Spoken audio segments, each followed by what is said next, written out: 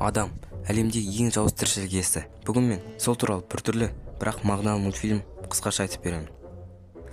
Төбеден қош келдіңіз деген жазудағы футболкадағы адам түседі. Бізбен амандасып жүріп кетеді. Сосын ең бірінші өлім тарақаннан болады. Соған мына тупой риза болып жолдағы жыланды көреді. Жыланды аяқ киім қылып жасайды. Сосын тауықты ауаға толтырып баскетбол добы қылып алады. Сосын пісіріп ет жасап жейді. KFC. Кішкентай лақты оның мамасын, құстарды, итбалықты өлтіріп, сосын пілден пианино жасайды. Онымен ойнап, адам мұхитты мұнаймен ластайды. Онымен қоса балықты өлтіріп, көртышқан аюды атып тастайды. Аюмен суретке түседі да баласын қамап қояды. Бейшара жолбарысты да өлтіріп, барлық әлемдегі ағашты бос қағаз қылады. Онымен заводтар, үйлер әлемнің астан кестен шығарады. Соған риза болып қуанып жүреді де қояндарды улайды. Бәрін ластап, бытышын шығарып, рахаттанып, өз тағында отырады. О, қазір қызық болады. Инопланетяне келеді да ананы тепкілеп тастайды.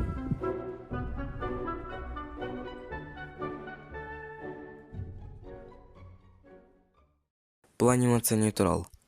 Адамдар кейде жаман істер жасайды. Бұған ашушаңдық, қорқыныш немесе басқа да себептер болуы мүмкін. Кейде бұл жеке адамның кінәсі болса да, кейде бұл бүкіл ел кінәлі болады. Жақсылық жасау және бірімізге жақсы қарау маңызды. Жамандықты толығымен жою мүмкін емес, бірақ оны азайтуға болады.